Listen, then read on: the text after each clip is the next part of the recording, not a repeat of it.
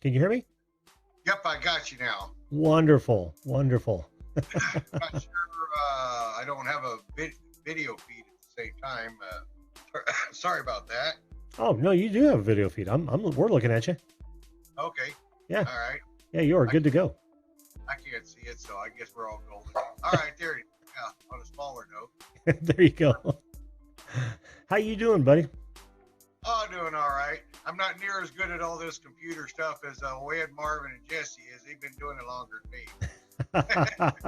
Seems like you did just fine. I mean, as soon as I asked if you could hear me, boom, your mic came up. That doesn't always happen that way. Yeah, we didn't. I didn't even really know about your program until Ed had the flash party crashing your show there more than once at the end of his show. God love Ed. He flash fam raids me all the time. I love that. one of the highlights of my my nights. And you guys are talking about the greatest moments. Boy, I tell you what, I've been very lucky in my life. I've been very lucky in my life. As soon as you started mentioning it, I happened to look up on my board right up behind me, and there's a trophy of me winning a demolition derby one time. Oh, yes. Right here in Juneau. I ran that thing 6 times. There was only 6 derbies, and I won one of them in a station wagon. That's awesome. I hope it wasn't your daily driver. No. He probably never did. Oh, there you go. Nice. Really old picture. Yeah. When was that? Should have been about 1980, 87 maybe. Very nice. Had that for a day or two. I know what that's like, but that's cool, dude. That's cool. Another real cool moment of my life. You know, when you move to Alaska, you always hear these stories about chichacos and sourdoughs. You know. Yeah. And one of the let me give my dog a treat here. What's your dog's name, Ray? Buster. Buster? Awesome. Yeah. Hey, he's getting as fat as he is long. Oh man, they do that. But you always hear these great stories about being chichaco versus a sourdough, and one of the accomplishments to become a sourdough is the piss in the Yukon. Well, the Yukon, where I'm at, in order to get it, I got to go to Canada. And years ago, I used to fly remote control airplanes all the time. See if I can move the camera this way. Oh, up the other way. There you go. Well, nice air compressor. I White Horse, Canada, almost every single year and fly model airplanes. And on the way there, you got to cross the Yukon River. And I actually, on my Facebook page, I've got a picture. Oh, yeah, grand glory, here I go. I helped the Yukon River in Canada be a little bit cleaner. So that was another prime moment. And they're just feeding the fish. I listened to your story. You were saying that you boxed up a bunch of stuff when you got married to your wife and put it in the post office and mailed it. Actually, it was my guns, and I mailed them via Greyhound. Mailed them via Greyhound. Yep. Okay, well, I've got one similar to that. September 15th, 1990, I got mauled by a bear. Holy crap. Up over on a couple islands away from me, called Chichikov Island, in the town called Hoona. Well, after that, I got tired of Alaska. I was like, piss on it, man. These damn bears are eating me. I'm out of here. And I was going to go down to Florida. I got a bunch of family down in Florida. And I got down there, and I tell you, on the way there at Yellowstone, I damn near got gored by an elk. And then I got to Daytona Beach, and I went surfing, and a big old shark swam right between my legs. It's like, you know what? The hell with it. I'm going to go back to Alaska and wrestle them fuzzy bears some more. They're a lot nicer.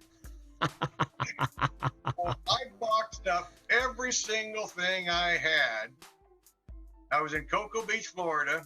I boxed up everything, an entire Harley Davidson, my tools, 4 children's worth of clothes, my ex-wife's clothes, and mailed all U.S. Post Office to myself to Alaska, and then hopped a Greyhound bus from Cocoa Beach to there. Wow. To Bellingham, Washington, and a ferry ride from Bellingham to Juneau. Yeah. Wow. So that was, I don't know if it was the greatest moment of my life, but it was one of the greatest adventures, I tell you. I bet. How long did that take?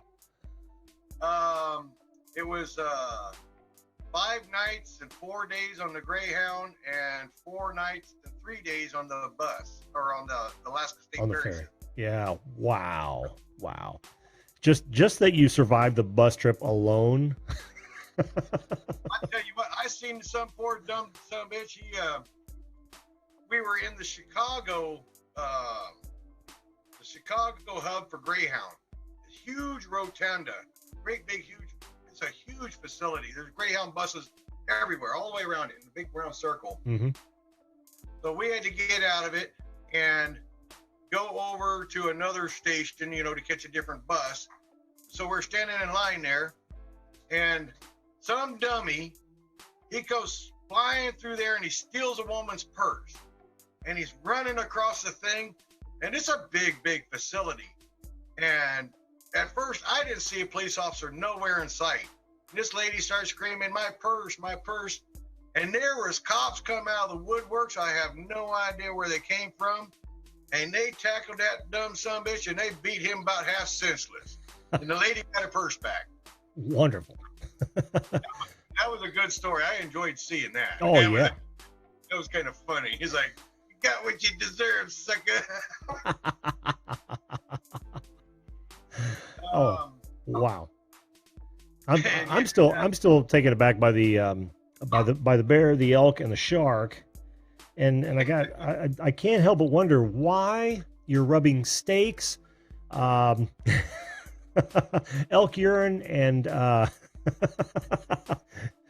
and chum on yourself, Ray. Why are you doing that? Well, it's just that you never know what's gonna happen when you go to places. I mean, you just never know. Something's going to happen in life. I'm just kind of roll with it and smile and say, well, I guess I won't do that one again. Well, the funny part about that is I read once that your chances of winning the lottery are about as good as being mauled by a grizzly bear and a polar bear on the same day. You're mauled by a polar bear and a grizzly bear in the same day. No how, no way. Well, you'd have to travel very quickly. But the point is, that's astronomical. And here in a lifetime, you've just about been mauled by 3 of the biggest animals. Hats off to you, my friend. Hats off to you. Like I say, you just never know. But I've been very lucky, all my life, I actually seen my grandfather, my great-grandfather, they were Freemasons. And I always thought that someday I'd become a Freemason. But I always kept waiting to take and be asked to do it. Mm. And finally, I asked a guy that I've known for a long, long time, like, how come what's wrong with me? Just because I'm a damned old body man and I drink beer, you won't let me be a Mason? He goes, I've been wondering when he was going to ask. And that was one of my proudest moments when I finally got to go through the degrees of Masonry and become a Freemason. That's actually one of the bigger joys of my life. Oh, really. Very cool. Very cool. Oh, and I got a story for your kids too. Yeah, what's that? I was pretty proud of your kids and everything, and we all are. I've had four children, but probably the most interesting of the 4 was my daughter. At the time, I was only 19 years old, I think, and I was in a town called Myerschuck, Alaska. It's about 60 air miles north of Ketchikan, and the only way to get there is by a float plane or a boat. Hmm. And I was there helping as a laborer build a brand new school, a little schoolhouse out there. And at the time, my ex-wife, she was pregnant and everything, and she had just got back from town, and showed me the ultrasound pictures. Well, the ultrasound picture showed baby A and baby B. And it took me the longest time to realize that's twins. Oh, shit. So here about a month later, she wakes me up and is like, we're going to have a baby today. I said, no. I mean, she goes, I got to go to town now. You can't just snap your fingers and get an airplane to fly into Myers Chuck that quick. Well, I called into Ketchikan, and it's about 5 o'clock in the morning, and it took till about 8 o'clock in the morning before an airplane could land and pick us up and then fly us to Ketchikan to get into Bartlett Regional Hospital. And on the airplane ride into Ketchikan, baby A was already starting to come out. Oh, man. Yeah. And I kept it in there. It's like, you stay in there for just a little while longer. So, I'm not even going to ask what you used to do that, Ray. Okay. I wasn't going to ask. The flat-headed kid now.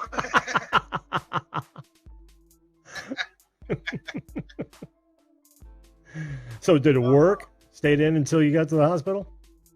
Yep. And both babies were born and everything.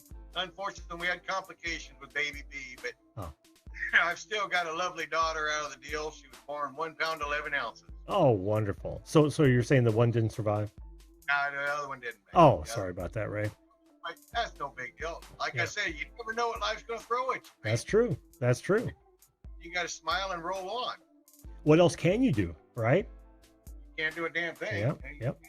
Well, I hate to cut it short, but one of my bestest friends that I painted one of his coolest motorcycles I ever did is here. So well, dude, you gotta come back on and talk about that. I will someday. All right. Well, thanks, Ray. I appreciate it, man. Great stories. We'll talk to you. You know, you too could be a guest on this show at any time. We're live every weeknight, 10 p.m. Eastern Standard Time. All you've got to do is hit that subscription button and ring that bell right now. Oh, and while you're at it, why not share this video? I'm sure my guests would appreciate it. Thanks again for watching, and we'll see you live.